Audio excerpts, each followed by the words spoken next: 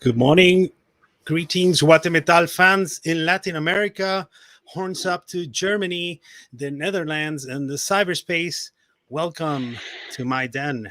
In this opportunity, we have a consolidated super band formed and consisting of certain elements that are fundamental. Let me try to explain. What do you get when you combine five great personalities? Well, these guys believe in friendship and also are gifted, man. Each with an amazing musical career, and overall, the guys possess a discipline that has evolved as a one of a kind talent. A band of many faces, ladies and gentlemen, in the cyber world, the one, the great Alkaloid. How's your day going? So far, very well.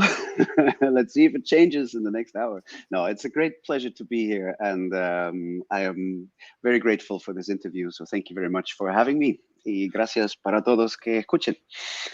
Welcome, Marianne. Would you like to know more about the upcoming release? Gather around and join me on this new interview with the super group. Today with us is vocalist and guitar player of Alkaloid. Let's cut to the chase, man. Your new full-length album, Liquid Anatomy, is spectacular. You Thank you. all are really gifted. But I have to say, first things first, let's go ahead and review Malkuth Grumor. So s- tell us a little how the band got out together, to make a debut album. After all, you had many bands going on. You were in different Yeah. projects. And was that any challenge, to get a debut album out after Oh all? yeah, yeah. It's like everything is challenging with a band, starting from the playing and the writing, and then to get people to actually hear it. So I can reveal some maybe little known facts about Alkaloid now because we were founded in 2012, but actually, or at least we were founded in 2012 in the current incarnation with the current lineup. But actually, the first conversation about Alkaloid was in 2010 already, and the initial lineup would have been me on vocals, Hannes on drums, Steffen Kummerer of Obscura on bass, and V Santura on guitar. And the reason why we got talking at all is that at that point in time, we all felt a little bit limited in our respective bands, which was Dark Fortress and Obscura. And we all felt that there is something that we want to say or do that our current bands aren't exactly the perfect vessel for. So I remember sitting around Santura's kitchen table, and we were just, I mean, it was nothing serious yet. We were just sort of fantasizing, like, hey, maybe what if we start another band so we can actually, do something with these ideas that we have that don't fit in our bands. And then that didn't go anywhere. But 2 years later, Hannes said, like, look, I still want to set up something new. And by then, things had also gotten a little bit difficult within Obscura. So there was, it was obvious that they weren't going to continue in the form that they had and in the lineup they had back then. So actually, out of that, and also I have to say, out of the things we did with non-Euclid with Visantura for a couple of years before, came this idea of, okay, let's do something fresh. And then Hannes contacted me again and said, like, yeah, he has the people in mind that he would like to work with, which was Linus, which anyhow is the bassist of Non-Euclid, Chris Münzner, which we all know and love, and also Danny Tunker from the Netherlands, who is one of the most insanely good musicians that I have ever met, and a super awesome guy. So that was pretty clear pretty quickly. But there was this sort of pre-talk where actually it started. Even though that was, I mean, you can't call that Alkaloid. That was really a different thing. But that was the beginning of this band. Oh, all right. Yeah, So and then it was quite challenging. I mean, go ahead. yeah, Sorry. it's sorry, because you asked about the album. So yeah, in 2012, we started writing the first songs. Hannes writes a lot always, so he had a bunch of tracks lying around that he wanted to use for this new band. So we started making the first demos, the two of us, and then pretty soon we made plans for the album and stuff. So all that went quite well, of course. And the nice thing about this band is that each of us is also composing. So it's a band of 5 composers basically. So there will never be a shortage of material. You know, we always have, with every album we have way too many songs to put on an album, and the difficult thing is to choose which songs to put.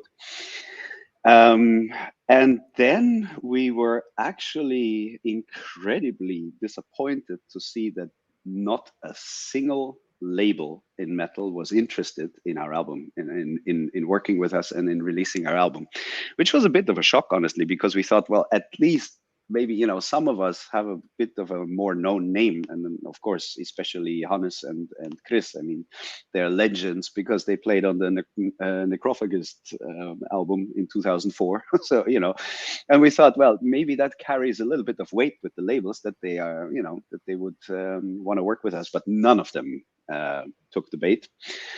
So we decided to release it ourselves, which in the end was actually a good choice, because we then crowdfunded the thing, and that was very successful. So we had enough time and funding to make the album as we wanted to, and we, you know, we didn't earn really anything privately from it, but we could spend as much time on it as we wanted to. And I remember for the mix, it was 31 days of mixing in Visantura studio, which is insane because usually it's a week for an album. But because we have so many elements in the music that need to be put into a common context, it was really also a process to find the kind of sound that fits. And then with the second album, which was produced by Hannes himself and mixed by him also, it was 60 days of mixing. So it's, you know, if you're trying to do something special, you cannot always predict how long it's going to take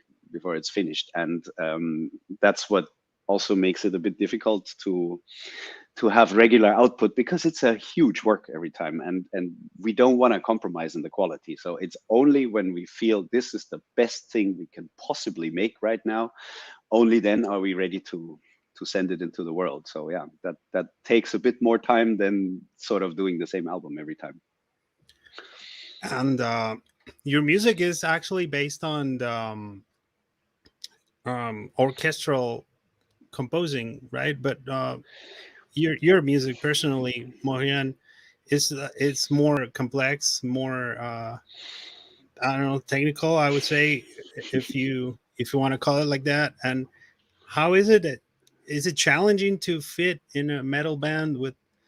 I mean, those guys are also very, very masters on what they do, right? You mentioned a few of the other bands or ex bands, Mm. but how is an orchestral guy or maestro like you go ahead and fit in a metal band with other people? Um, I love the question. The thing is, I was always a metalhead first, like by origin. Like that's my musical home in a way. And I never stopped being a metalhead, even though I had all these odysseys studying composition and being a flamenco guitarist for years and years, accompanying dancers. And so my musical horizon expanded a lot when I went to music college, but I never lost my love for metal. So for me, it's more that as my musical horizon expanded into all kinds of directions, um, also my definition of what is metal also changed, because I found a lot of the things that I like about metal, like for example, that it's super rhythmical, that it can be really extreme and dark, and the subjects are dark, and that it can be, you know, overwhelmingly evil also. I found these things also in 20th century contemporary music and in the darker flamenco styles. I always felt that there is a connection there. The connection is maybe not on the surface because it's different instruments, different traditions and whatever, but in the core of the music, I always felt that there is a connection there. And this point, like this point in the DNA of the music, where I can see like, okay, if I go left, it becomes classical. If I go right, it becomes metal. If I go up, it becomes flamenco. You know, I mean, sorry about the metaphor, but this point where all these things connect and where all these things come together in their very essence, that's where I built my house, so to speak. So it sounds like I'm doing all these different things, and they are very different things, but to me, they are not. And this is, I think this is the key to answering the question of like, how the fuck does all this fit together? Because the, Mhm. the how do you say that, the paradox of these different styles, to me, it's no longer a paradox. And it took me years to get to that point, because of course, you know, if you're in the academy, you're trying to be more Catholic than the Pope, and you're trying to be more classical than, you Mhm. know, than whatever, Shostakovich. And only after I left the academy and had a prolonged period of not knowing where I belong, because I was never pure, you know, I could never focus on one thing. I always liked too many things to say like, okay, this is what I'll do for the rest of my life. I had to find a way to unite these different things, you know, and I remember very well that I had a couple of experiences that I would translate one of my pieces from one genre to another. There were a couple of projects, for example, projects with like where my music is combined with music from Wagner and stuff like that. There was this transition metal project, for example, where we wanted to show like what happens if you have an orchestra and you have a metal band, but what if you exchange the music? Does it still work? So I arranged a non-Euclid piece note by note for the orchestra. I didn't change a single note in the thing. Um, and the funny thing was that the same notes all of a sudden they were classical music because they were played by an orchestra. And half an hour later, we played it with the band, and it was a death metal song. And that made me realize, like, okay, what is strictly speaking really the division between one genre and another? And it occurred to me that very often it's just a question of orchestration, actually. Because if you play the same notes with classical instruments, then it's whatever, symphonic music or chamber music, but play them on distorted guitars and you get metal. Play them on accordions and you get a fucked up kind of folk music or something. So once I understood that, I knew, okay, I can just let go of all this genre bullshit, you know, all these little boxes that people put your stuff into. I mean, that's fun, you know, that's part of the game. But for us who make the music, that's not important. It's not important at all to me if you call it death metal or reggae or whatever. I really don't care. So from that point on, I decided I'm just going to write my music. And today it's for string quartet, and tomorrow it's for a jazz band, and the day after it's a movie soundtrack, and next month it's going to be brutal death metal. But I don't write other things because of it. It's more that I keep the essence of what I want to say, and then I look for ways to say it with whatever is in front of me. And that somehow did away with the whole, you know, genre police bullshit, because I really don't care. How about your other bands? Do you have time to tour, or to compose with the other bands after Um, you get? it's a struggle. The big struggle is to find the time to do anything with any of our bands. And I know also from my friends who play in Triptychon or Obscura or whatever, the struggle for time is a real struggle. And the reason for that is that even though we are professionals and we, you know, we deliver professional shows and professional albums and everything, because it's a sort of the genres that we are working in, especially extreme metal, it's always confined to the underground. It will never be mainstream. So the reach of what we do is global, and we have fans everywhere, but we don't have enough fans everywhere that you can say like, okay, let's make Alkaloid a full-time thing, for example, because there's just it's maybe, you know, it has a certain bigness within the scene, which we are super happy about and very excited about. But outside of that, it doesn't, you know, it doesn't have enough kind of power to allow us to do this like full time. So what does that mean?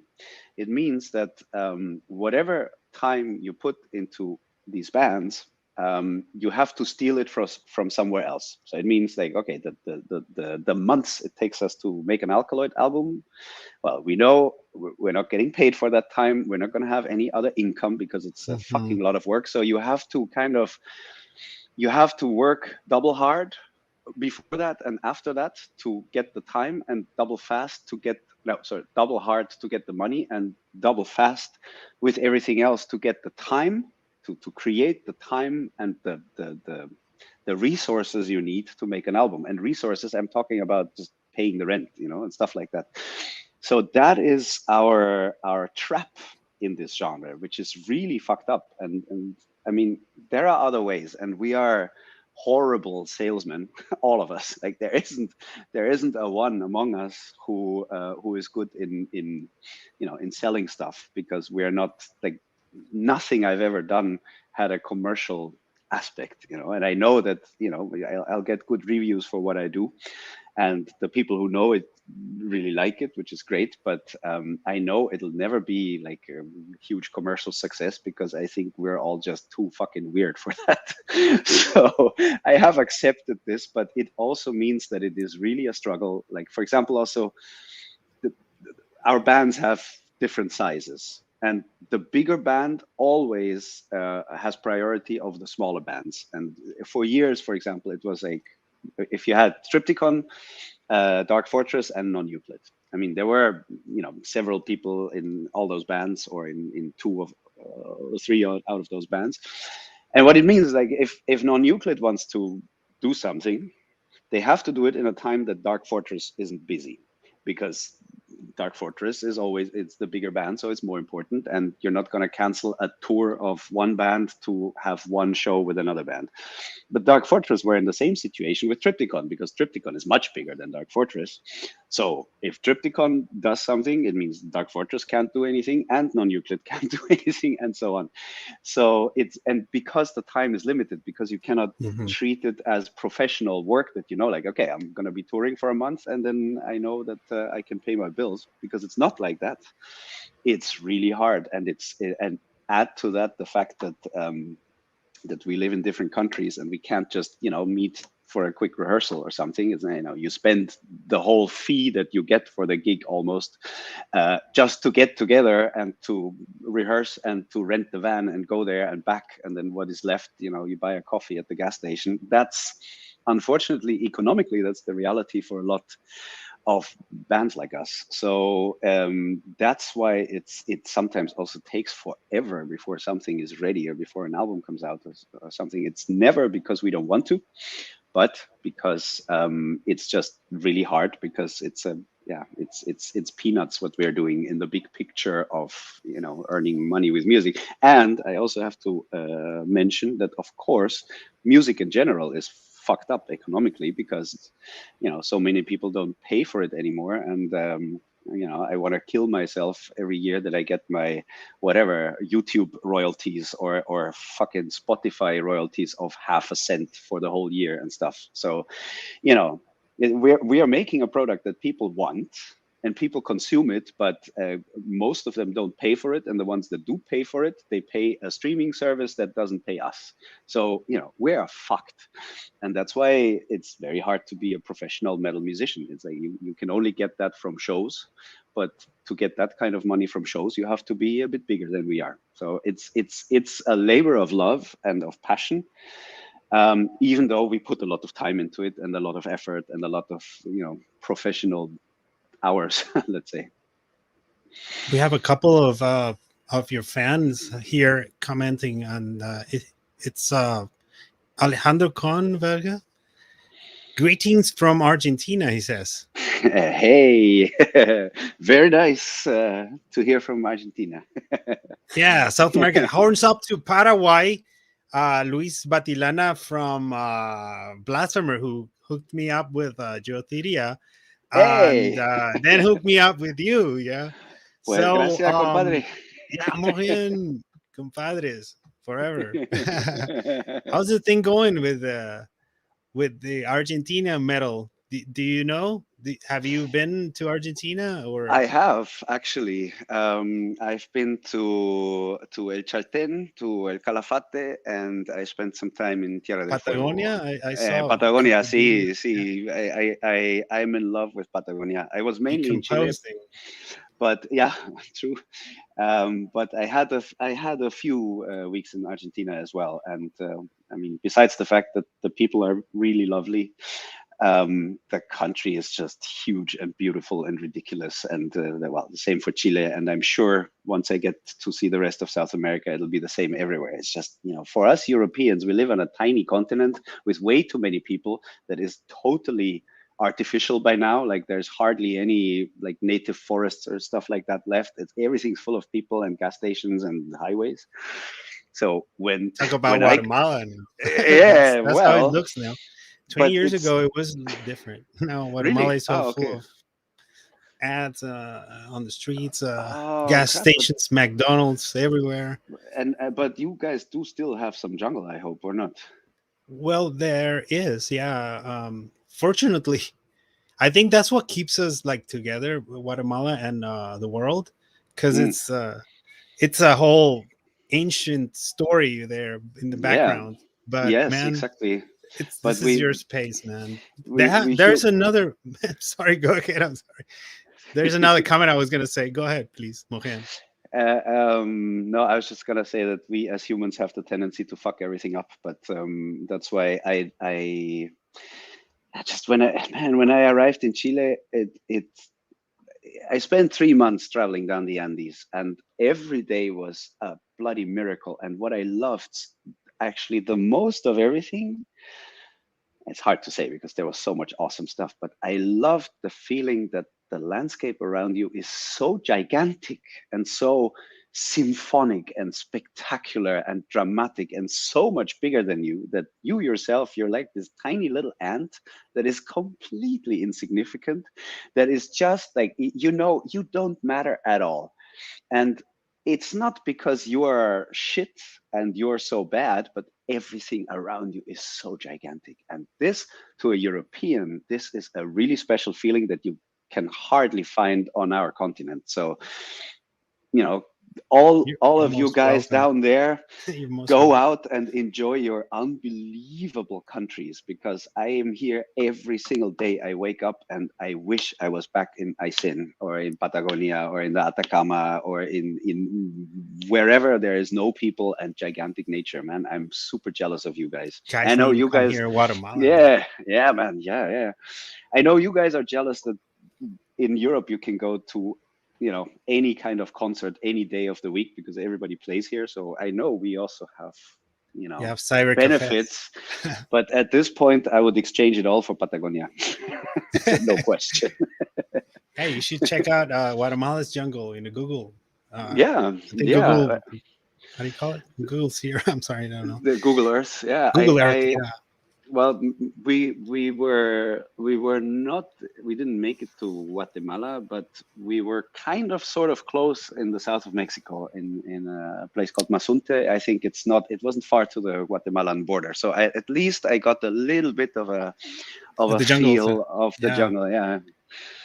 Well, that Spectacular. jungle is really wild. I mean, obviously it's a jungle, right? But you should check out more of the landscape thing, scenery. It's going on here in Guatemala. They still have there's a lot of beautiful places Mm. you can check. Now there's another comment here, Claudio Manti. Hi Florian, I'm big fan of Alkaloid. You guys are one of my favorite bands. You especially are big inspiration for me, and I wish to all of you the best.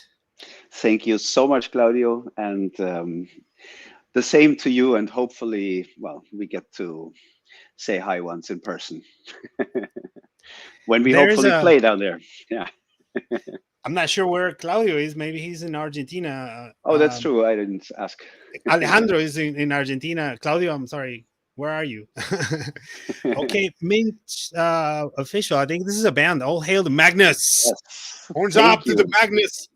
Well, And we want actually, to. I want to show. Uh, I'm sorry that this platform is not the kind of video friendly platform, but we're gonna show this. I want to show the people who actually are getting to know for the first time the Magnus Alkaloid vocals. So I wanna share this with the people.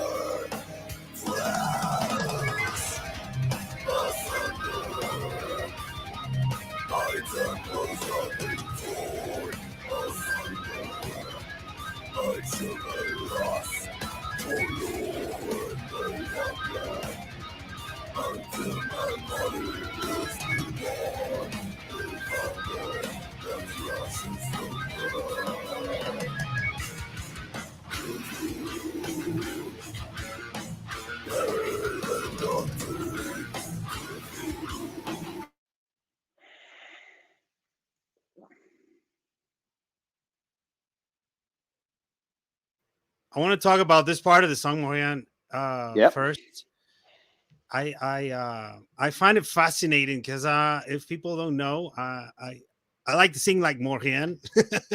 So this is the chorus, right? You call it Yeah. chorus or Yeah. Of bridge? course. Chorus. Okay. So you go like really low in this Hmm. part of the singing of parts of the song. Can you explain to us what the technique is using Aha. that over there? I mean, first of all, I'm self-taught, like many of you, because that you can learn growling from somebody is a rather new phenomenon.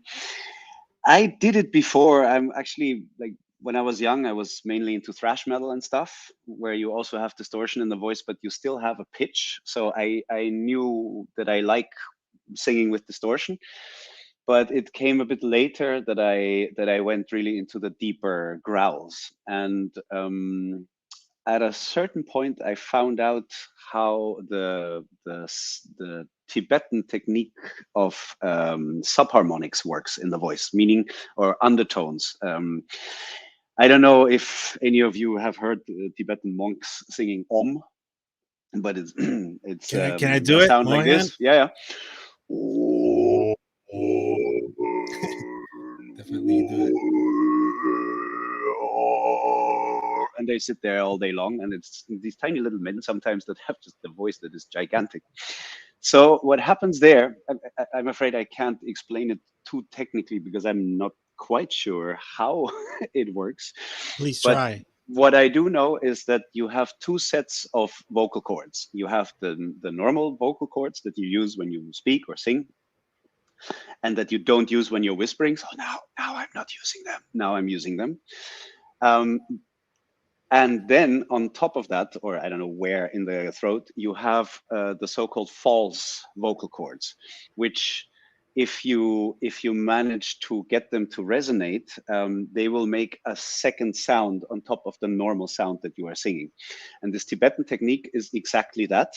So you sing one note, and then you twist your throat in just the right way. To me, it feels like I'm pulling it down somehow, but I can't be methodic about it because I have no clue how how it works in there. But it feels like I'm pulling it down, and then the false vocal cords start resonating, and you have to control it in a way that the sound drops exactly one octave. So I can demonstrate how that sounds. It's like,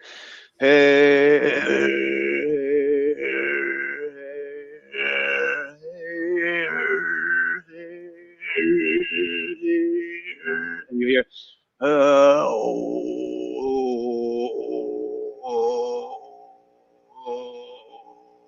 so I'm switching between the normal vocal cords and the false chords that you hear. The normal sound stays there, but it gets covered by this nice grainy vibration of the false vocal cords. So what does that have to do with death metal growls? It feels like the low growl, it's basically a very similar sound, or it's a similar technique, but you do it with more power. So that controlled octave drop in the Tibetan technique becomes actually a chaotic sound, and that creates this evil, noisy sound of the growl. So I don't know if it works now, but I can try to go from the Tibetan thing into a growl.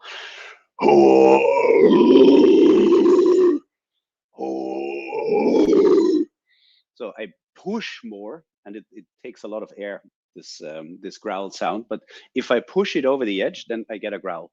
And you don't have to do it like that, because honestly, I think it's a very personal thing, and every growl is different. Everybody's voice is different, and I think also everybody has a different way of getting there. So this is just the way that I discovered that works for me. But the advantage of it is that it's easier to control the power that goes into the growl, because the biggest danger, actually, as I'm sure all of you who have tried have experienced, you need quite some air pressure to get to this distorted, brutal sound. But there is a limit how far you should go. Like, you have like a maximum volume. If you go over that volume, even if you just go a little bit over that volume and you strain your voice, you lose your voice, and it hurts, and you cough, and it's over, basically. So the most important thing is to get the pressure just right, that that you are as loud as you can, or as loud as you want, but you don't go over the edge. So this would be my tip to all of you, if you don't know yet, which I'm sure you do. As soon as it hurts, stop. Because if you continue when it hurts, you're gonna fuck up your voice, not for a day, but for a week or a month.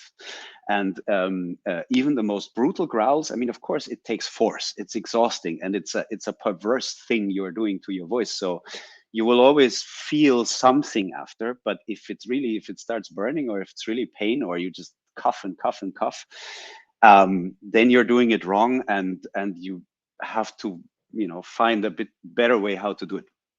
So that's one thing.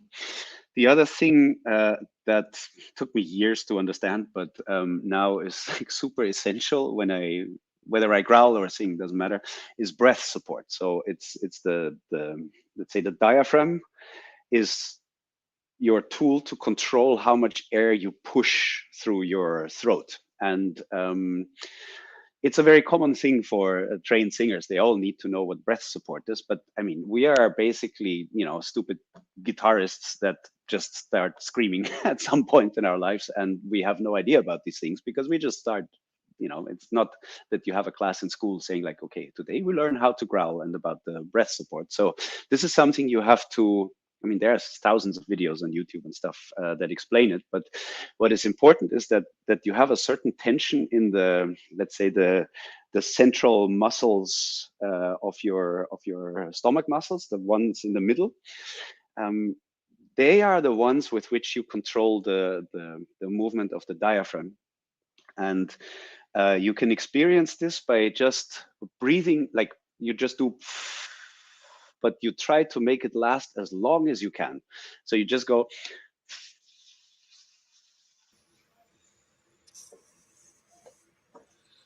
and as you do it, as you get to the end of your breath reserves, you feel the diaphragm pushing up.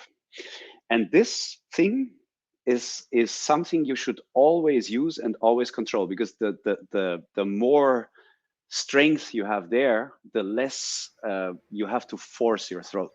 And if you don't do that, you do it all in the throat, and then is when you're gonna just go over the limit and hurt yourself.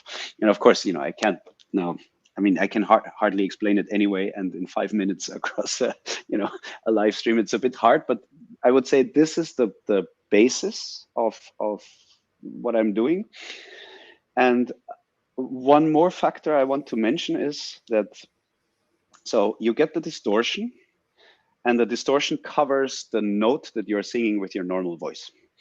But it's very important, I think, at least to me, it's important to still control the normal note that is hidden underneath. Because you can also lose your voice if you're not aware of what your normal voice is doing. For example, a sound like, well, if you That's take how away I sing. if you take away the distortion, what is left is this is actually the sound that your normal voice is making. I mean, besides the fact that it sounds ridiculous, if you don't control it, or if you're not aware where your voice is, then maybe you're making a sound that is way too high or way too loud for your voice to take. So I've seen people lose their voice like within seconds when they do that, because they're getting ready, and then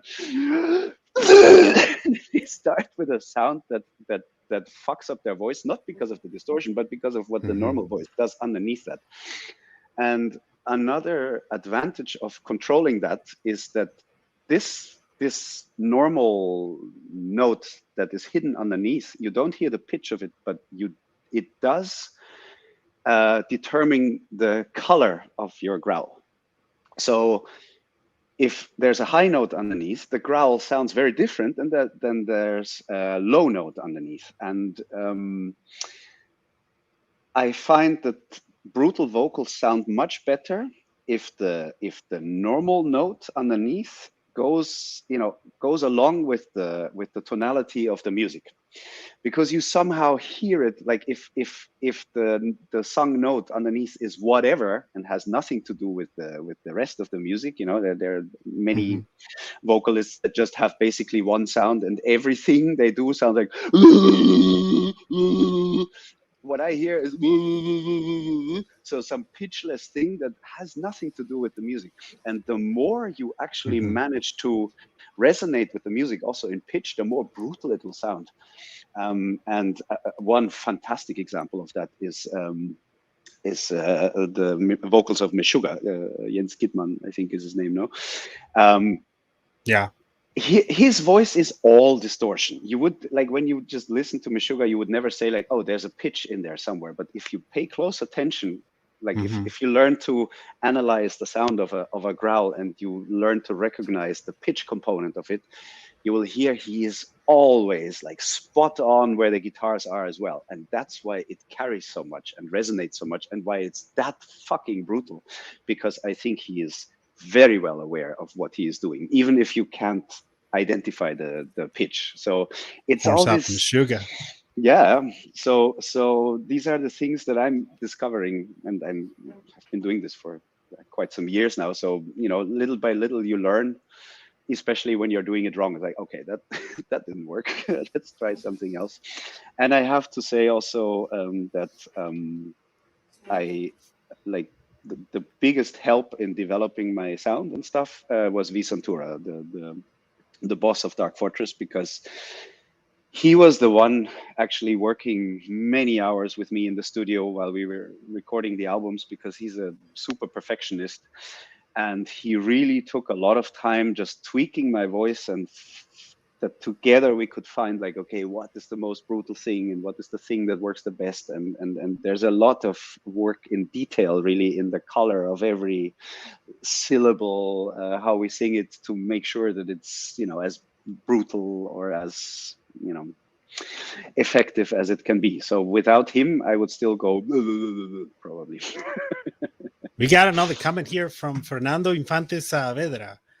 Sounds like a Latin American guy is looking at this program. He says, "Greetings from Peru.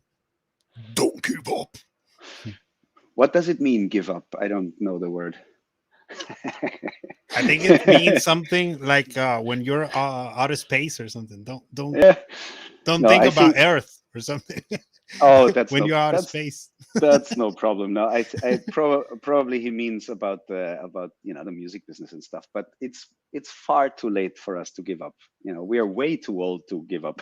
So Exactly. no No, worries. in Peru they have the Machu Picchu. I think he's talking about Machu Picchu is really 2,000 feet in a mountain. Have you heard of Like those ruins? 3,000 meters almost, I think. Like I don't it's know, man. it's It's quite like high. Yeah. really up there, and it's a Peruvian like ancient culture. I That know, I know. I mean, these guys, they were amazing. They like up in the high mountain, and the mountains are all like very, very sort of pointy and conical.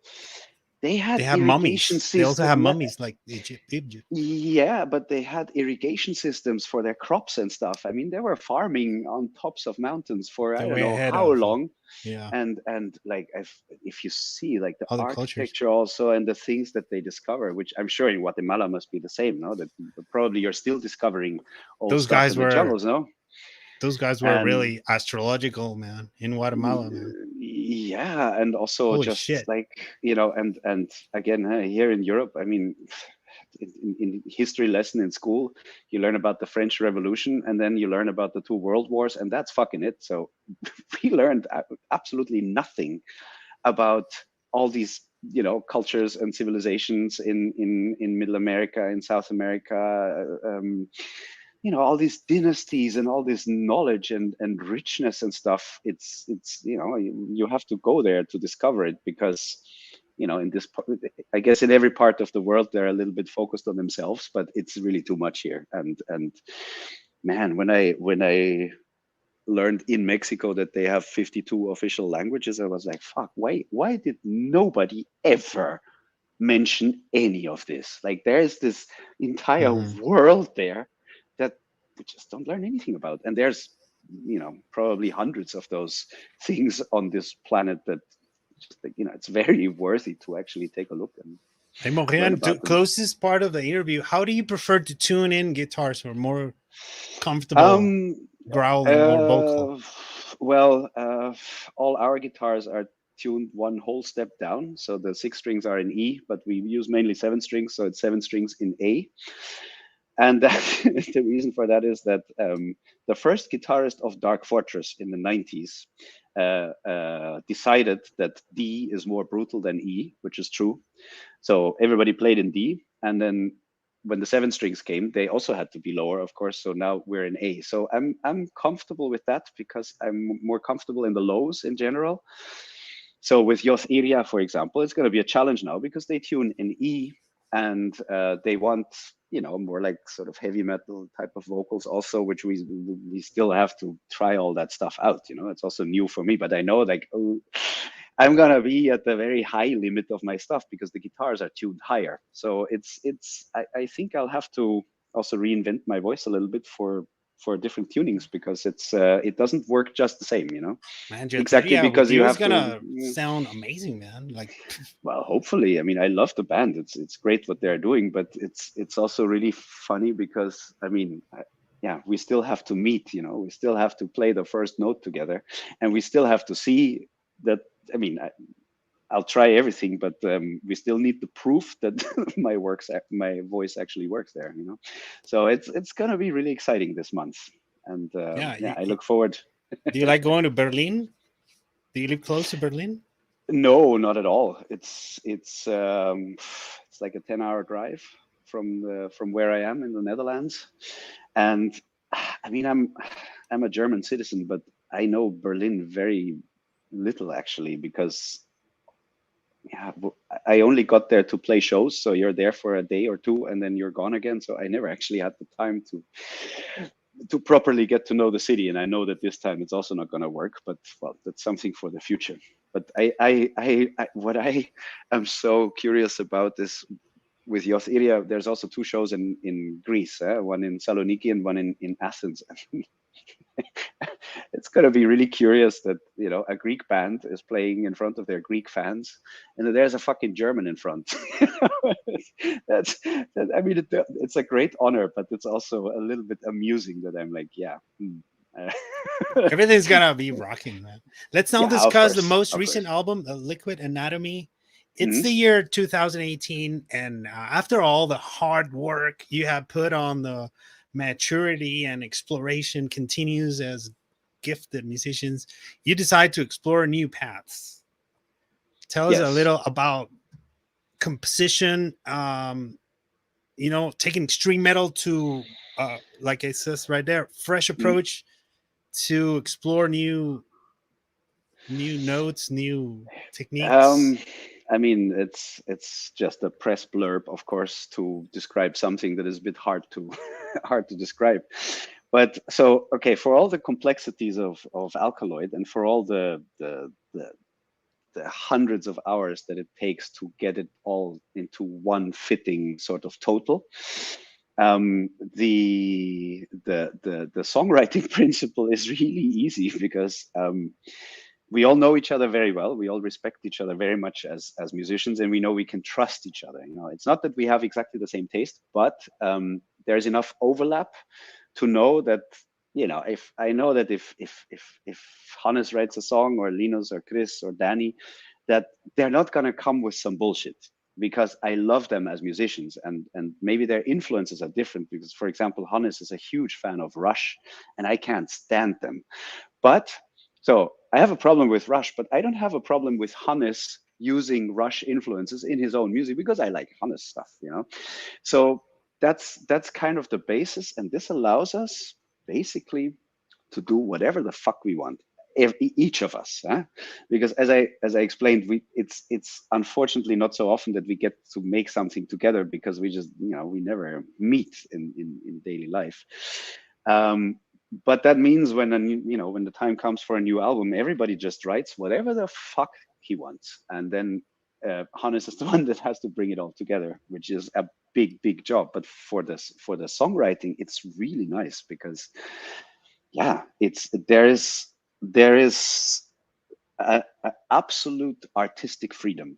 So if tomorrow we decided, okay, we all want to do ABBA, then we do ABBA. You know, that's kind of that was our motivation for this band. And it just so happens that we agree on a lot of things that lead us to metal and stuff. And we are metal musicians, so you know, of course, there's always going to be metal in there. And I don't think I would be ready to let go of the brutal part, you know, because now we have these melodic parts and prog rock and this and that. It's all great, you know, I love it, and it needs it, but it also needs the brutal thing. So yeah, in this freedom, that this band is a structure where each of us can do whatever the fuck they want. You know, 20-minute songs, uh, bebop drums in a death metal song, death metal reggae, disco influences in a brutal song, or whatever it is, acoustic stuff, cheesy ballads. It's anything goes. And we like our main kind of rule, in a way, if you want to call it that, is that we will never give up this freedom. So that we never, like, none of us should have to compromise in what they want to write. And to be honest, for me, the the main reason to join this band, besides obviously playing with these beasts, which is a good enough reason in itself, but musically, my reason was because I knew there's some stuff I want to write that I cannot write for any of my other bands, and that was the Dyson stuff, the Dyson Sphere stuff. So before the band was founded, even before this very first talk in 2010, I knew I need to write this thing. And I Makes don't know yet sense. for whom I can write this or where I can lay this egg, So yeah, Alkaloid is that vessel for me, and hopefully also for all the other guys to do whatever whatever they want to do. Wow. I have a question here from Fernando Infante, who's getting a hang of the conversation here. That's a very interesting question for Maureen. A question says, have you think to use any ancestral, let me try to Hmm. do this phrasing again. Have you Yeah, thought I get it. about making the sound more ancestral using instruments? I think he has to listen to Liquid Anatomy, right? Yes, but okay. I have to distinguish here between like something ancient or ancestral from the human world, or something even way more ancient from evolution, or from a previous cosmic eon or something.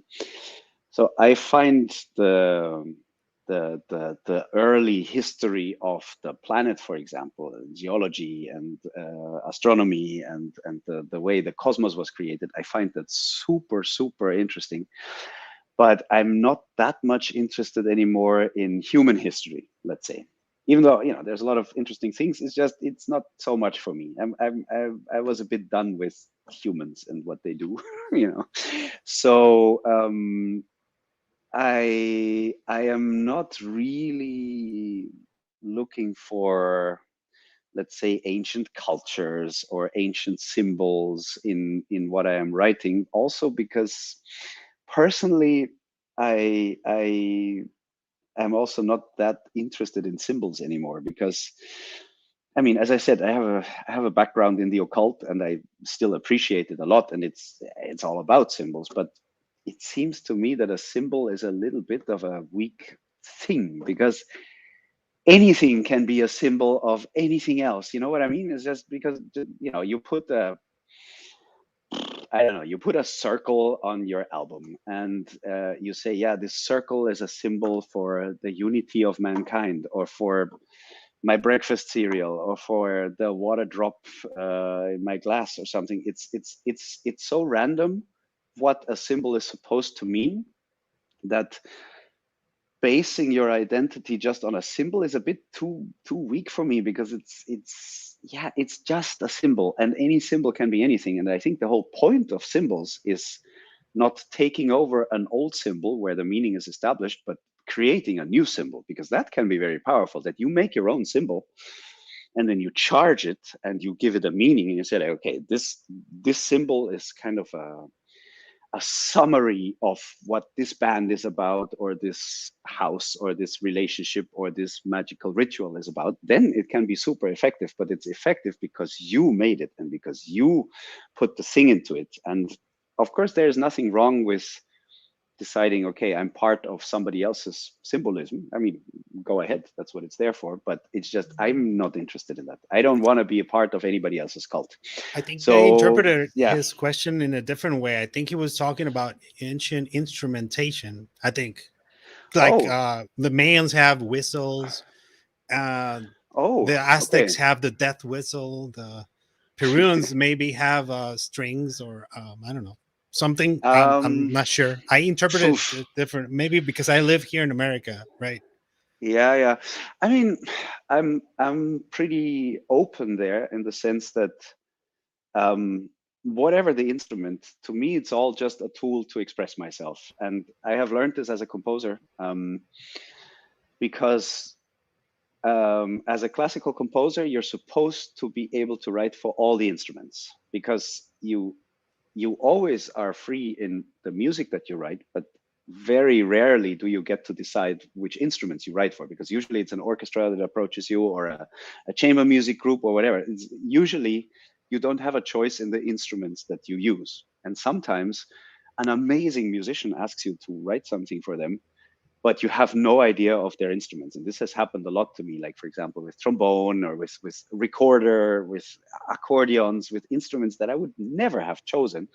It took an amazing musician to come and show me what is possible on this instrument. And I was like, wow, this is awesome. And I now I have ideas for it.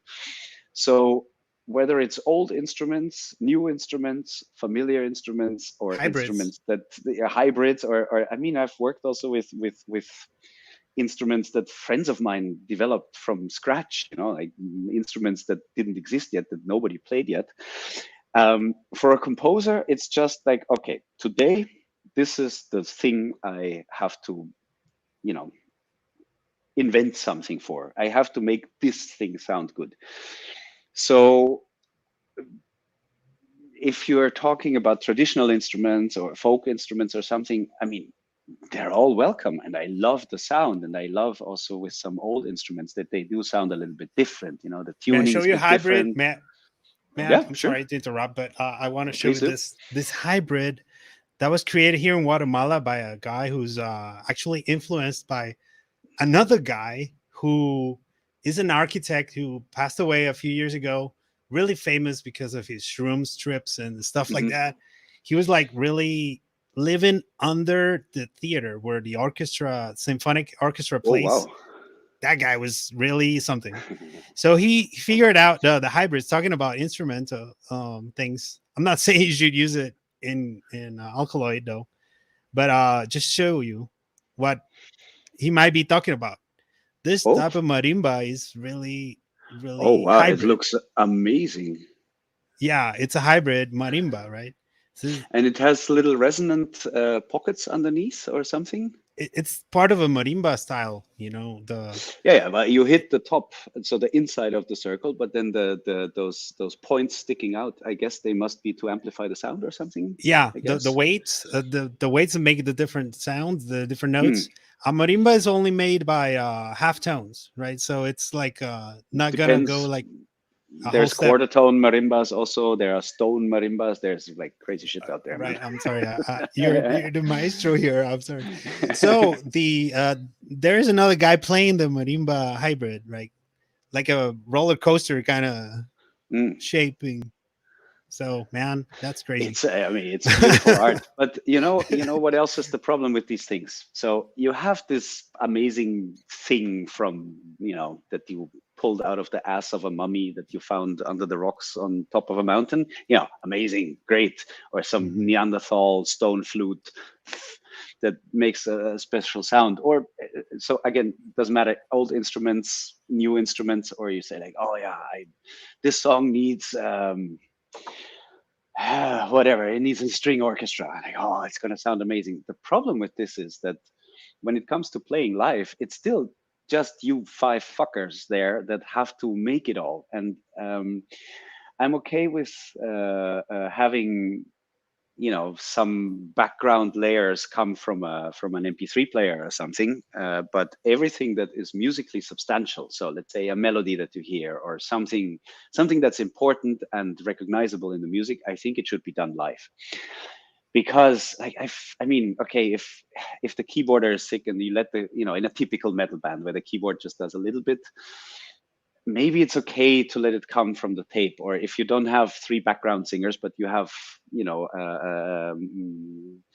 polyphonic vocals or something with several parts, you can maybe get away with letting the background stuff come from the tape, just from practical Mhm. limitations. But if you have something important and unique, like a super unique instrument, for example, that you use, and then you don't have it live, well, what are you gonna do? Are you gonna turn the playback on and pick your nose while the important thing is sounding? So this is something that I prefer, that there's less on stage, but that what is there is real. So I would always be tempted to find a way that we can do it as a band, that to let that sound come out of a guitar or whatever it is that we have, than to be dependent on yet another truck of some obscure stuff that takes 15 more microphones and is a huge pain in the ass to actually perform with, so it's practical reasons a lot, and because it would be very interesting for me to say, like, okay, Alkaloid is a super open band where you can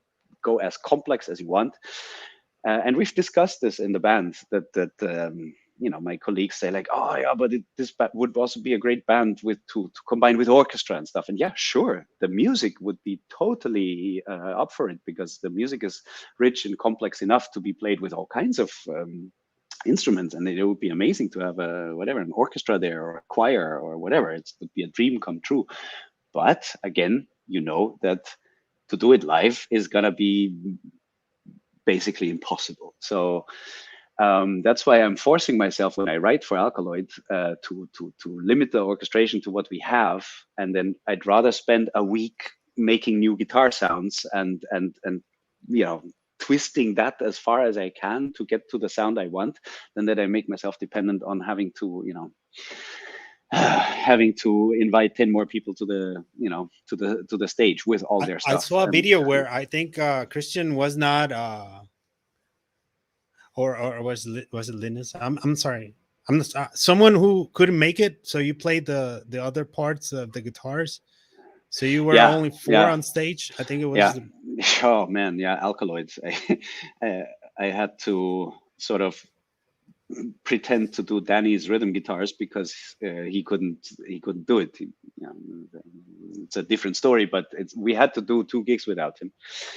And we had a week to change it from 3 guitars to 2 guitars. And the thing is, like, if I practice a lot and I don't have to sing on top of it, I can get close to most of what Danny plays, but there are things that he can do that I definitely cannot do. And the same for Chris, it's like, the guy is just insanely good. And then he couldn't make it. So yeah, we tried our best. And it's like, I mean, those days when you have to play something that is harder than your level is on your instrument, and then at the same time you have to sing something totally different over it and make the show and stuff. That's really when I hear my brain creaking and and you breaking. Nailed it. I noticed that you nailed it. We got away with it, but yeah, I'd rather have everybody on stage. Of course. I also noticed recording studio is all Hannah's studio now at the new album. His Mordor studio, is that how you call it? Mordor? Yeah, Mordor. How was this recording process experience compared to the first album's experience? It was both times very nice, because both he and Visantura are like among my closest and best friends, and it's a pleasure to do anything with them, with either of them. So for me, it was rather convenient, because basically we recorded, all the guitarists recorded their guitars at home. And then I just went in for the vocals. And then I spend a week or something on the vocals, and then I go home again. And so for me, the difference was not so big, but it is fantastic that the audio engineer and producer of the band is at the same time, your friend, my friend, and also composer and player in the band. So this unique situation that Hannes is composer and drummer and producer and engineer of the album, it means that we can really keep it in the family, and we don't have to have discussions with an external producer what we want. And yes, it's possible. Believe me, it's possible. Just try harder, and then it's going to be possible. These kind of discussions, we never have to have them, because we keep it in-house, so to speak. And of course, we could never afford going to somebody else's studio to mix for 60 days. It's completely out of this world. So doing it ourselves is the only way to get these albums to sound as they sound, actually. Man, this is the part of the interview everybody's interested about, I'm sure. Besides having collaborations on this second album, and also the sequel to the Dyson Sphere. Now the third Alkaloid album is in the works. You mentioned on our previous conversations, and let's now talk about the present. And I think everyone, including myself, would like to know more. Tell us, please, everything you can Okay, about the album in the making. can I ask you for a little favor? Maybe you can show a little bit from the previous parts because I need to take a leak real quick. So I'll be back in 1 minute. Is that all right? Yeah, let's put Okay. another. Take your time, man. Take your time. Okay. This is definitely taking longer than expected, but man, it's Well, a really important conversation here. Take your that's cool. time. I'll be back in just 1 minute. Thanks. Sure. So, people, please stand by. We're talking about Alkaloid new album in the works. That is amazing news. Definitely, we know that Alkaloid are a super group formed by different death metal geniuses that actually well you already know. But right now, what we're doing is discussing this saga who's involving technology, science, and physics, and we are anxiously awaiting for Maurien's answer to this.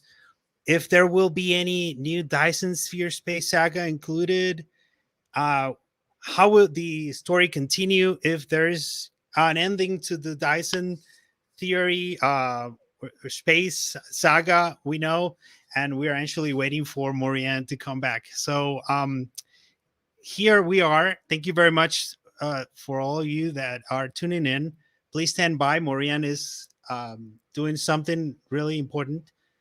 And definitely, we're going to ask him if the Dyson Sphere saga continues on the new upcoming album. So, Maurien, is the Dyson Sphere saga continuing or Yes. ending, or Yes, it is can you tell continuing. us? So I mean, first of all, I'm happy to announce that we are recording the next Alkaloid album. The drums have been recorded, and next step is the guitars.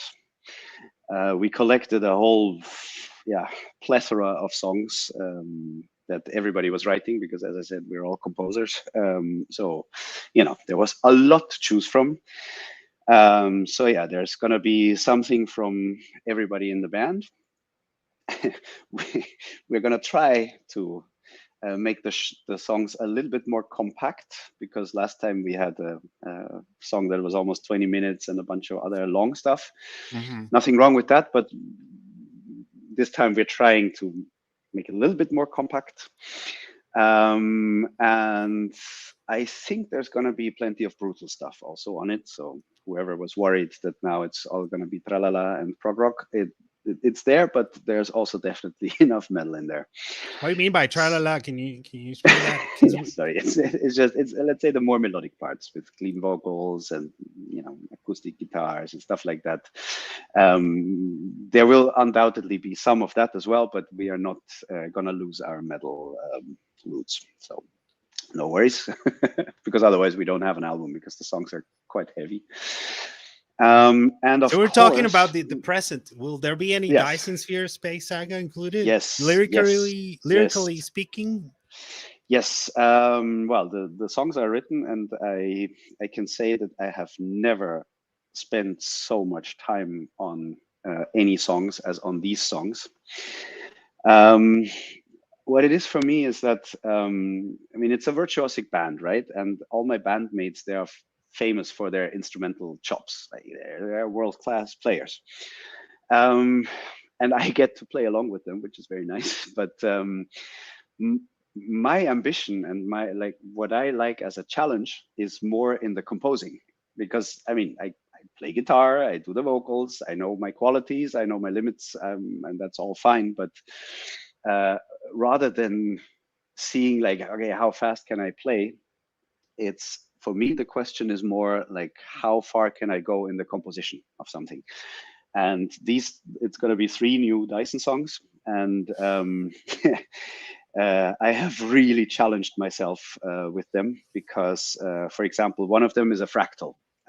So a fractal is something that imitates itself, and that if you zoom into it and the same shapes are coming back, or you zoom out of it and the same shapes are coming back. So it's something that morphs and develops, but gets back again and again to the same point. It's a curious thing, and the thing is, the Dyson stuff always starts with the story, and the story this time is that this civilization that started with building a Dyson sphere and then started traveling through actually the galaxy to get to a bit less isolated places. At the end of the last part on the previous album, they initiated a supernova. So they made a dead star, they brought it back to life and made it burst. And then that burst gave them, it was like the motor to spread them all over the galaxy. So with the new parts, it's all about that they do the same thing that they did with the sun, like surround it and use all its energy. They're doing it with the galaxy itself. So there's a supermassive black hole in the center of our galaxy called Sagittarius A star. It has 4 million solar masses. And it's, among other things, it's the thing that holds the galaxy together also, because the attraction is insane of a black hole, and all this spiral of all these stars and spiral arms and stuff. It is drawn very slowly into this supermassive black hole. So I know you could like hate time sets and time settings, but is this happening in certain time in life after Andromeda hits the Earth, or no, before? The Andromeda that's gonna happen, they think, in 5 billion years, and my civilization is now maybe let's say something between 500 million and 1 billion years from now. I don't specify the timeline, but it's something like this. It's already like hundreds of millions of years in the future, but in 5 billion years, our galaxy will collide with Andromeda, and it's the album after this one that will talk about that. So man, we're getting the scoop here for next albums also. Yeah, man. I have great. That is brutal, man. So what I need to maybe mention is that the basis of this whole Dyson Sphere saga is the so-called Kardashev scale, which is a scale that measures how advanced a galactic civilization is, and it has everything to do with the energy that they have at their disposal. So we are type 0 because we're nowhere yet, but type 1 controls all the energy output of their home planet. Type 2 controls all the energy of their home star. Type 3 controls all the energy of their home galaxy, and that's where my guys are right now. So they are awesome, becoming a galactic civilization, and they are starting to rearrange the fucking galaxy in a way that that it becomes their home, and it becomes an artifact. The whole galaxy becomes actually an artifact. And they're doing this in the center where the black hole is. And I've spent, years now trying to wrap my stupid little musician brain around the implications of time dilation around a black hole, because it is so fucked up that, for example, if you were to fall into a black hole, and especially a big one like this, you yourself maybe wouldn't even notice, because around you everything looks kind of the same. It's just that it gets dark at some point, and of course a bit later you get spaghettified because your feet are heavier than your head, and you get shred to atoms. But until such time, you're just going on. But for an outside observer, it actually looks like you're standing still, like you're freezing in time, because the faster you move, the slower you seem to move for everybody else. And this means that, and we're talking about relativistic speeds. I apologize to all physicists and scientists among you that I'm just an idiot trying to, trying to tell. You have background. You have no. You have a helper. I have a helper. Yes. Telling you about this theories that are actually working. Exactly. Well, I am collaborating together with now a very good friend of mine, a young quantum physicist called Mile Vrbica from Slovenia, whom I met at Metal Days in Slovenia, and who happens to be an Alkaloid fan. So he's a musician also, so he understands my side of things, but he understands the science side of things. And when I met him, I was like, dude, I was looking for somebody like you for years who can help me with the stupid stories I'm trying to write, with the stupid questions I have because I don't understand physics. So would you collaborate with me? And he was very happy to. And we've been collaborating a lot now for this. We already collaborated for the previous Dark Fortress album, which went a little bit into string theory and those kind of things. And for this Alkaloid stuff, since it's all about black holes and all about these crazy effects that you get in these super extreme cosmic situations when not the stuff in the space is moving at light speed or almost, but the space itself gets dragged around at light speed by the black hole. So whatever is in there also has that same speed, even if it thinks that it's standing still. And there are some scientists who I would never pretend to really understand what they are talking about, but who I love to listen to because they spent their lives thinking about these crazy things. And one of them is Roger Penrose, who got the Nobel Prize for Physics last year for his work also on black holes, I think. And he came up with this diagram that shows how actually time and space switch functions when you enter into a black hole. And I know the physicists are gonna now attack me for the way that I am formulating it, because it's always very complicated. But basically, once you cross the event horizon, so the point of no return when you approach a black hole, there is only one direction left, which is into the black hole, because nothing can escape, because nothing can exceed the speed of light. But because of this crazy thing that happens with space, the way that space is twisted by all the mass that is concentrated there, you get very strange effects of time, because time and space are one thing, as Einstein taught us. So you get also really crazy distortions in time, that time starts to almost, I don't know if you can call it fragment, or that the same thing appears in two, that it looks like it appears in two places at the same time, because by the time that the light arrives at your eye, the thing is already, has already turned around because it's moving so fast. I mean, I'm bullshitting right now, but still, I'm trying to write a story from the perspective of somebody who is in there, who is experiencing this. And it took me so much effort, which I enjoyed a lot, also to trying to imagine, like, how the fuck would this look like? How could you do this if you had unlimited time and energy? What could you do with something like this? What if you could manipulate a supermassive black hole? What could you actually build from it? What could you use all this crazy power for?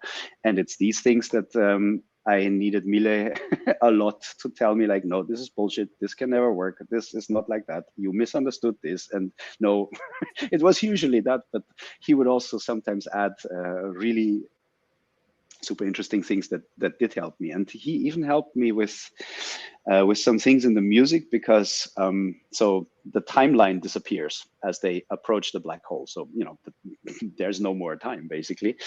So I want, with all these Dyson songs, I want the music and the compositional principles and the form of it, I want them to reflect what is happening in the story. So the first parts were about building a sphere, so it's a circular kind of composition.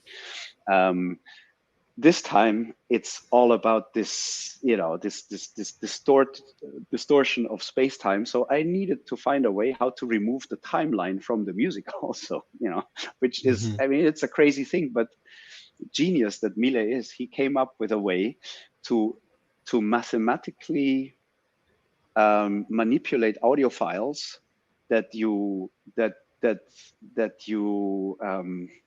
you can basically, if you have a song there is a way to have everything sound at the same time. I mean, it's a bit like reverb, but it's not quite the same. And he can tweak where he does it. So we spent a lot of time also working together to create the sound of this crazy place. And this is why it takes so much time. And at a certain point, it's fractals, because everything that tries to go away, it's pulled back. So, you know, everything comes back all the time, and the same things are floating around and around and around. So I needed to write the music like that as well. So it became a fractal where the same cell is there all the time, but, you know, at different speeds at the same time, forwards, backwards, this and that. And that was the challenge that I embraced as a composer, because it's fucking hard to write this.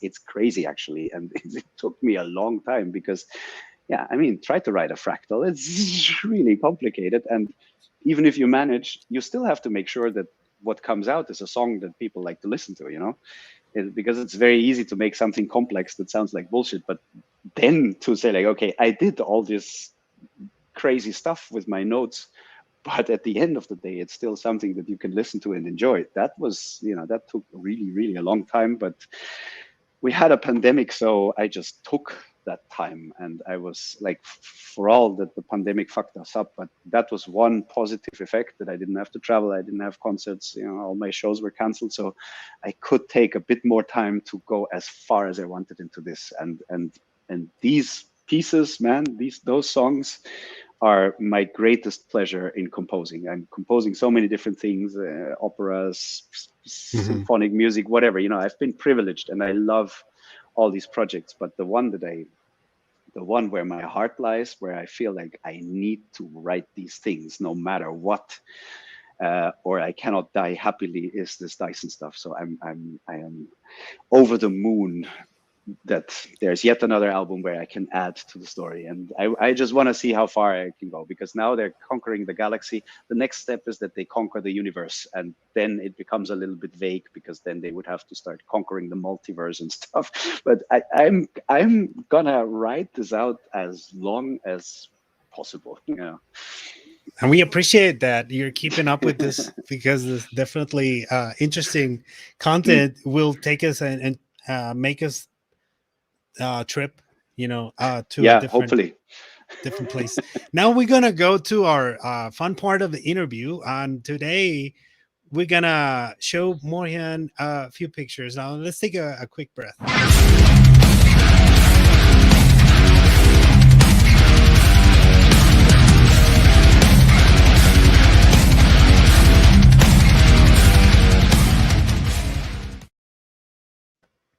Today's is the amulet of protection.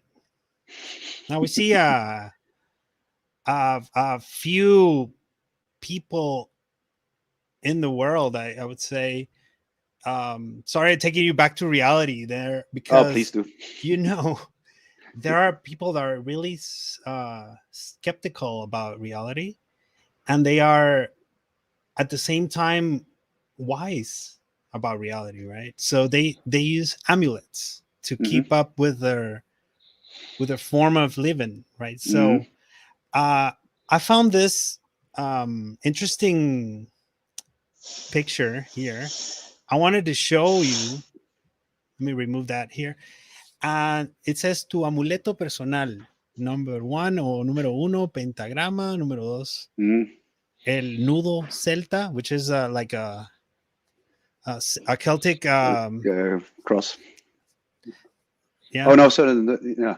Nudo means like a knot, like it's tied all together or something. Yeah.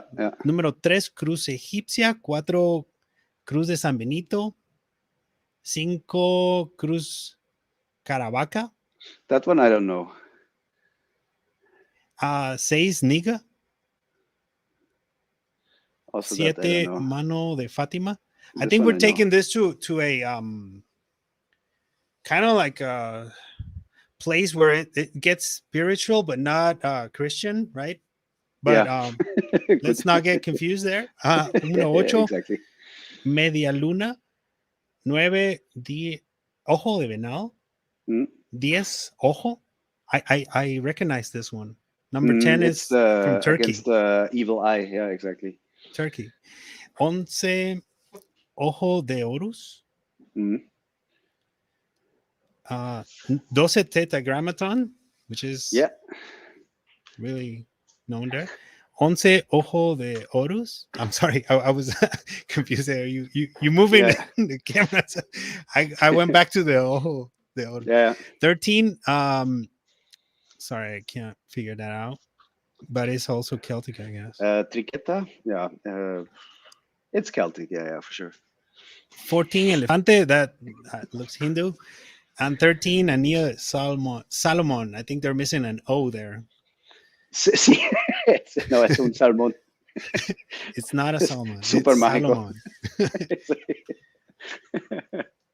I'm glad you find this fun, man, because it's really the fun part of the interview. And if you want, you can speak Spanish with us, because I know you're really good, man.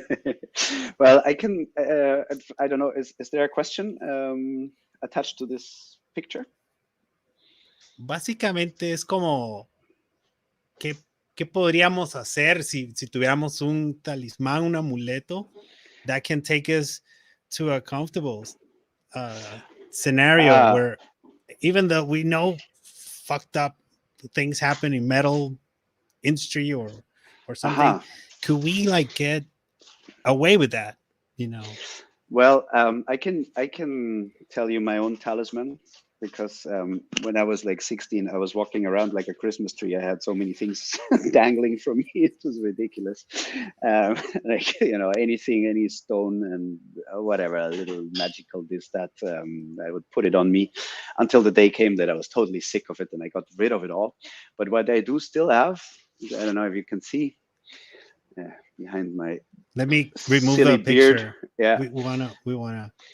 I have Pazuzu here on my chest, and that is something that is always with me. And aside from the fact what Pazuzu is or isn't, this symbol has a very personal story behind for me, which I also don't necessarily need to share. But it was, you know, it came out as during one of my most profound spiritual experiences, and I saw it as a symbol.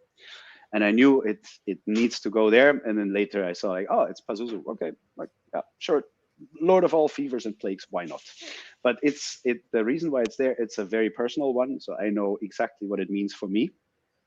Mm-hmm. And I think, I mean, look, there's something pretty also to symbolism. I don't wanna completely trash it just because I was critical about the principle of symbolism and that it's a bit like weak and random. But of course, aesthetically, it's very, it's great for a band to have a symbol, and it's, you know, it can unite people, it can divide people, it can be a very powerful thing. But I really think that the important part is that it's your own.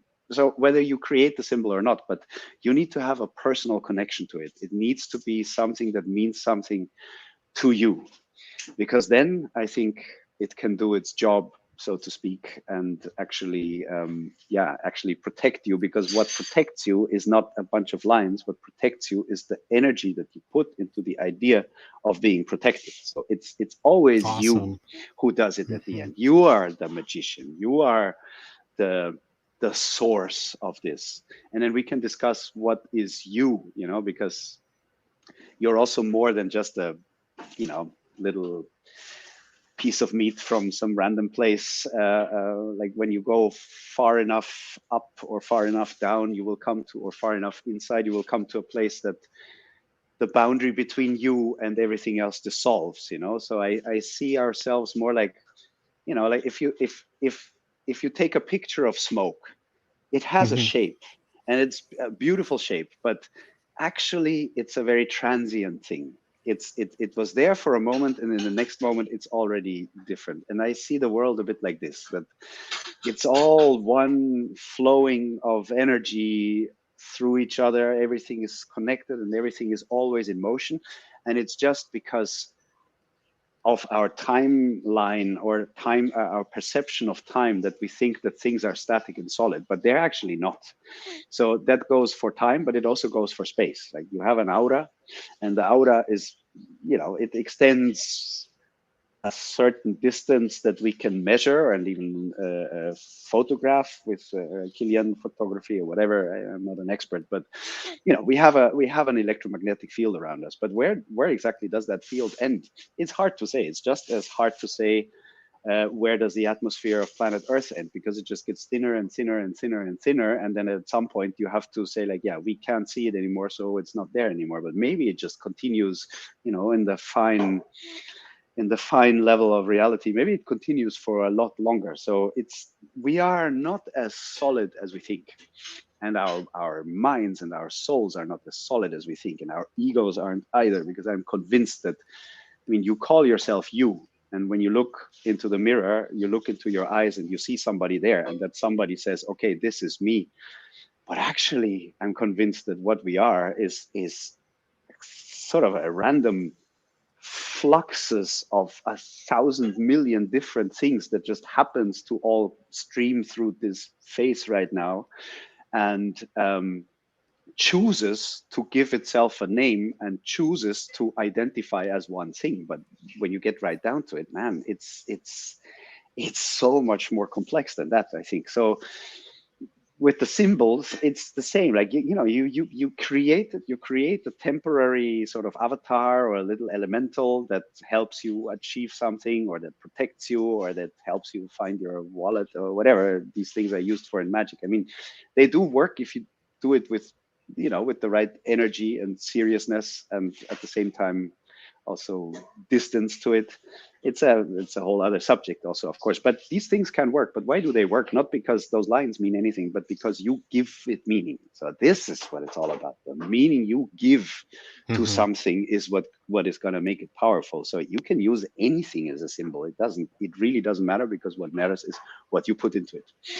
And this is why also a picture like this with all these different things, yeah, sure, it's nice and they look pretty and they have interesting stories behind it and whatever, but it's random. I come from chaos magic, so I have to see it like this. Like, yeah, this part is random, and it's good that it's like that. It makes the world awesome that there's this randomness and unpredictability, because it gives you the freedom to shape it to what you need and what you like and stuff. And that is how I would approach symbols, like as a kind of like free jazz, like spiritual free jazz. Like, do what you want with it, but do it. Yeah, it's not like the kind of meaning that somebody else puts into the symbol, or the amulet in this case. I think it's like the way you put it, the shape is done. If the sun hits the amulet in a certain way, it will reflect a different meaning at different times in different situations. Maybe rain will fall over, Yeah. or maybe dirt will be covering. Yeah, I know what you mean. It was in the old days, of course, it was our way to try and make sense of the world and become aware of the cyclical nature of things, because the point of it is to be able to predict what's going to happen, or to explain what is happening. And well, nowadays we have science for that, for the physical world.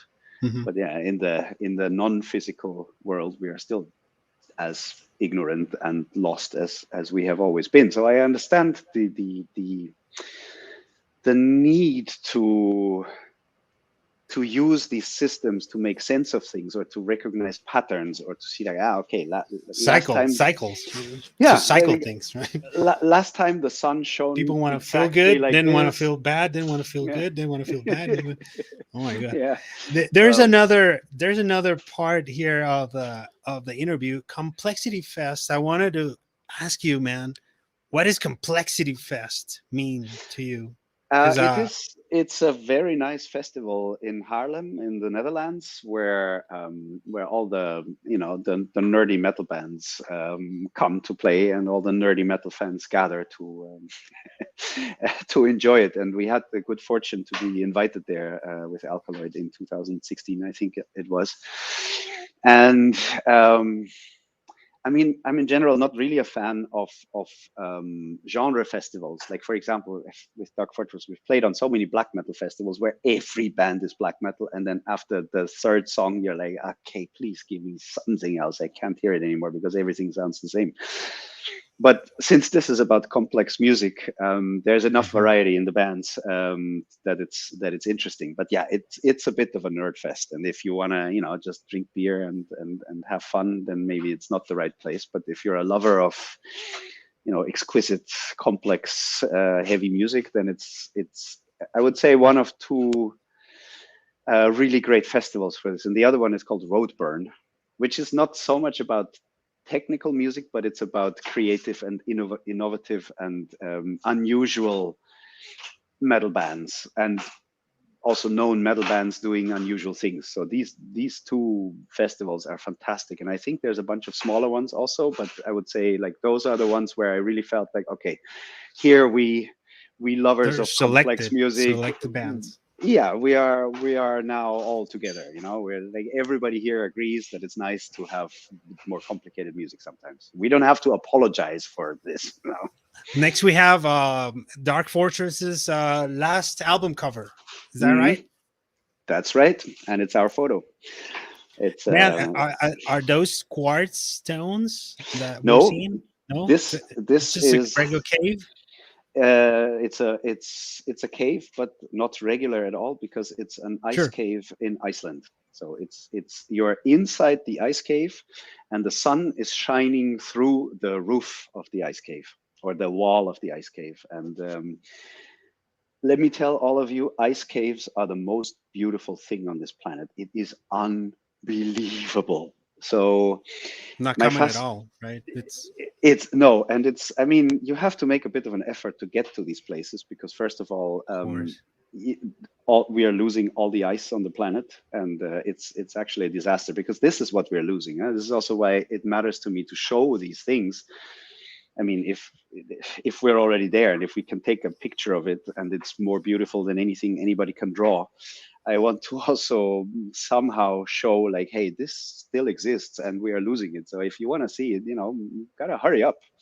And I've walked on some amazing glaciers in South America as well. I guess in Guatemala, it's probably a bit difficult in the tropics to find enough ice to have an ice cave. But Yeah, we're kind of like in the middle of cold weather and warm yeah, weather, yeah, close to the yeah. Caribbean.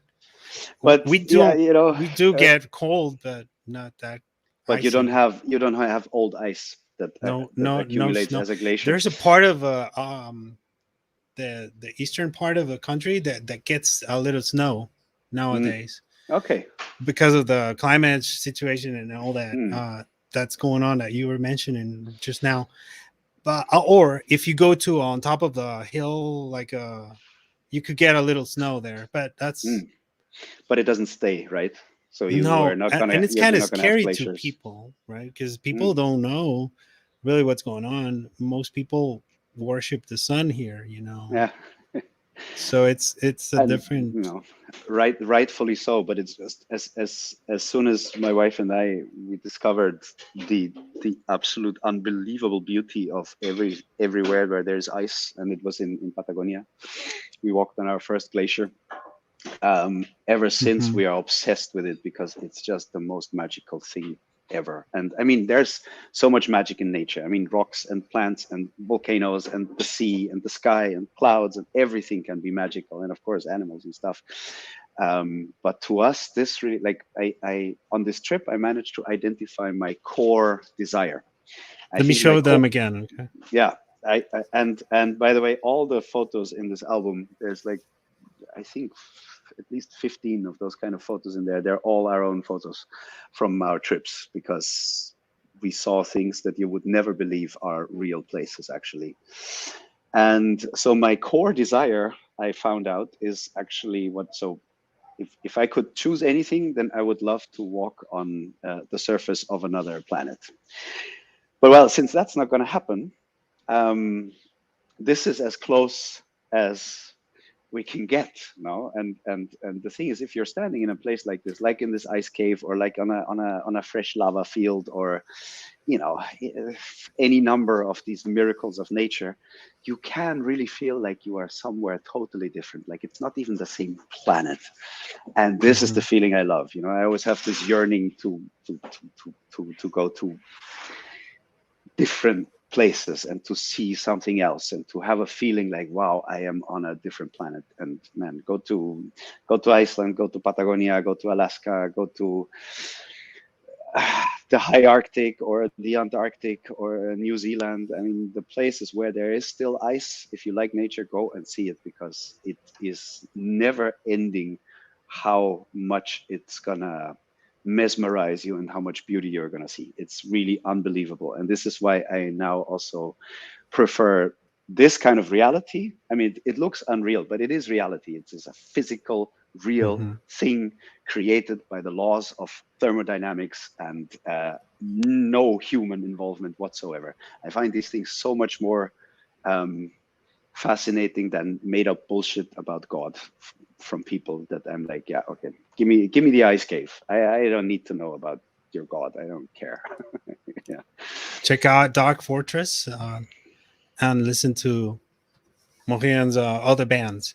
Now I have a cover of the first full length for Alkaloid. That's Malkuth Grimoire. That name, it's really interesting. I find it also your band's name. I mean, find it interesting. But let's talk about the album's name. The Well, it's Malkuth. That's Earth, right? We were talking yeah, about exactly. Yeah, pagan Earth. exactly. Thunders. Well, I'm a big appreciator of tarot, and I've been doing it for a long Tarot. time. Awesome. The tarot cards, and they are based on the so-called Tree of Life, which comes from the Kabbalah, where you have 10 stations, and you have I'm mirrored. So the Tree of Life has like 1, 2, 3, 4, 5, 6, 7, 8, 9, 10. So 1 is up and 10 is down, and basically the tarot cards are the connections between those 10 places and in different elements and stuff. So basically what the tree stands for is up is the spirit, down is matter. And the cycle, or the different cycles in the tarot cards, they're always about the descent from spirit to matter, basically. And traditionally, it's going from pure to impure, or from harmony to conflict. But the thing about Malkuth is it's the lowest station on the Tree of Life, and it stands for the physical world. But the thing is, from everything I just explained also about nature and about the glaciers and volcanoes and stuff, the Malkuth Grimoire, well, Malkuth stands for the earth, or by extension, our physical reality, our physical universe. There is so much magic and mystery in this unspeakable physical beast of a place that we call the universe, that it's all about the magic that is happening here, not about the magic that we are inventing or bullshitting each other with. No, it's about the unbelievability of the physical world that we're in. So this is the Malkuth part. And the grimoire part, a grimoire is basically a collection of spells and demons. There's a couple of medieval grimoires that are very famous, like, for example, the Goetia, that offers the 72 names of this and that, and you have like a phone book for demons and symbols and stuff, which I mean, I love these books. It's super interesting. But I was thinking, like, yeah, what we need in our time is a grimoire about that. And it occurred to me that what I also mentioned before is that actually now we have proper formulas, we have proper sigils, we have diagrams that go far beyond, let's say, an invisible spirit that you hope to invoke and you hope that it helps you. No, you have actual formulas to calculate when something's gonna break, or when the expansion of the universe is gonna make everything dark, or when, how much matter you have to throw into a white dwarf that it explodes, and stuff like that. It's concrete formulas. So in a way, this is for me the magic of our world and of our time. So it is science. And the Malkuth Grimoire, like the underlying concept of the album, even though there are different stories on it, but the unifying factor is a little bit the question: what would happen if you had the freedom to rearrange all the parts of the universe. And I mean on a really on an atomic or even subatomic level. Like if you had all the freedom in the world to rearrange all the parts and particles, what would come out? And you could create a new world. This is the message, that all it takes to create a new world is to rearrange what is already there. And this is what the Malkuth Grimoire is about. And in so many songs, I refer 73 to it. minutes, actually, Yeah, right? exactly. And I mean, it's not a strict story that goes from A to B. It's more like a fundamental question that I try to ask with the lyrics of every album. And well, there it was, what would happen if you could freely rearrange all the bits, all the existing bits in the universe? Liquid Anatomy is about what if you could make up new bits freely. Well, the fundamental question for the next album, it will emerge when I have the other lyrics also finished and stuff. But yeah, that is what is behind those two album titles, actually. Tell us So, about the cover for Liquid Anatomy. well, okay, so I have these thoughts and concepts and ideas, and I read books and I read Wikipedia pages and I watch, physics videos night after night on YouTube and stuff. So I have these visions in my head, and this is what I love, and this is my I think my talent also as a creative person, is to have these worlds in my head.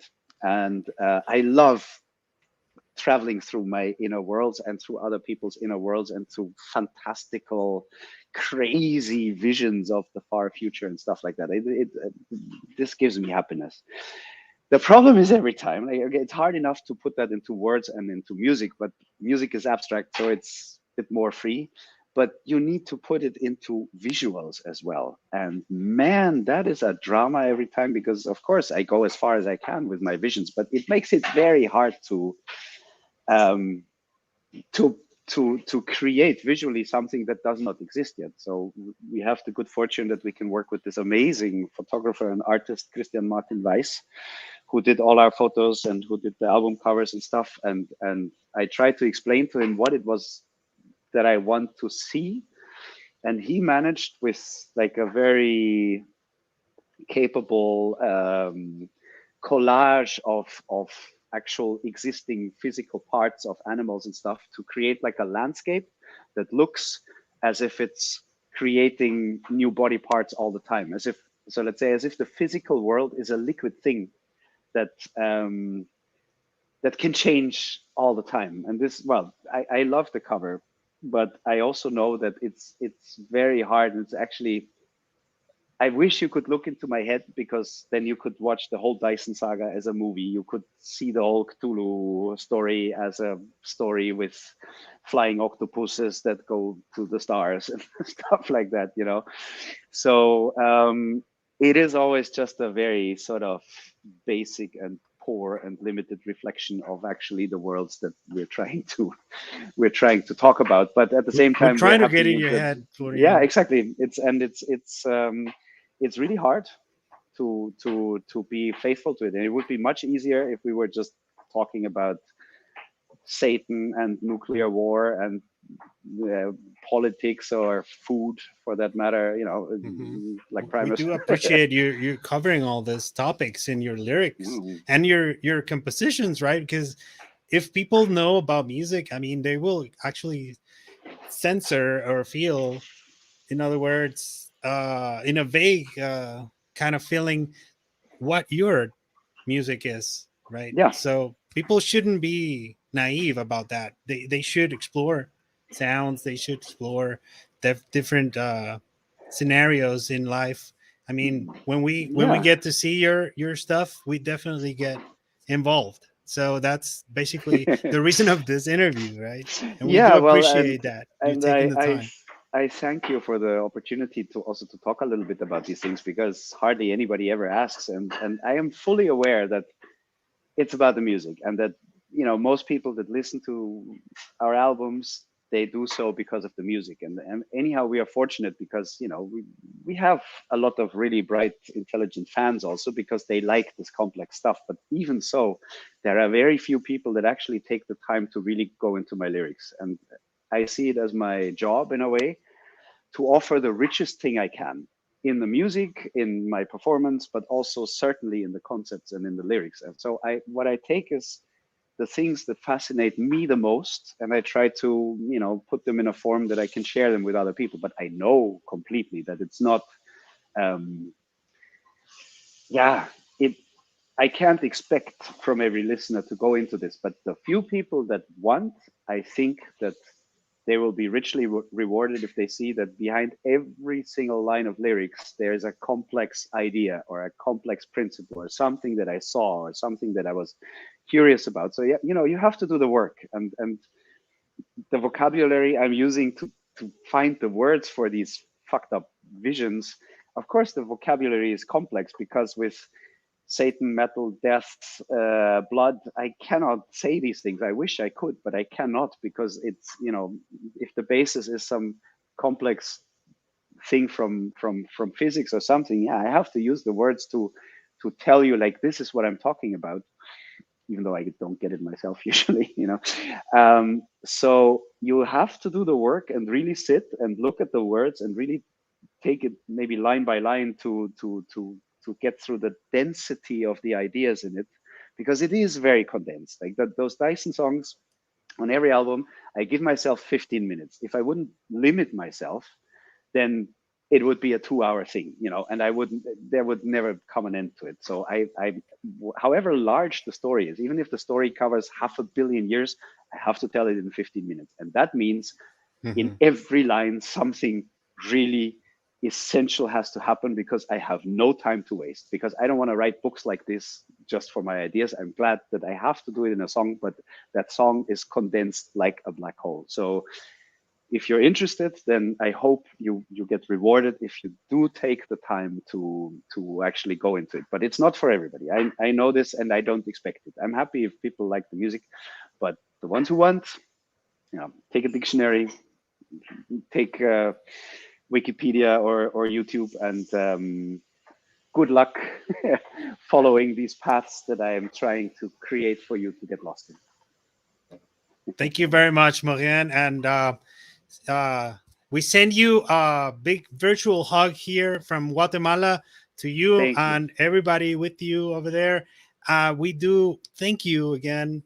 There are no words to thank you for all this time you took today to speak to us. We really appreciate it. And we'll continue to talk. Definitely. We want to say goodbye to everybody. Thank you very much for your comments. Please subscribe to the channel. Go to www.alkaloid-band.com and get a hold of their music at the BANDCAMP. You can digitally purchase if you don't have the opportunity to buy it physically. Get it now. Rock on. See you later. Bye, guys. Y muchas gracias, Pato. Hasta la próxima.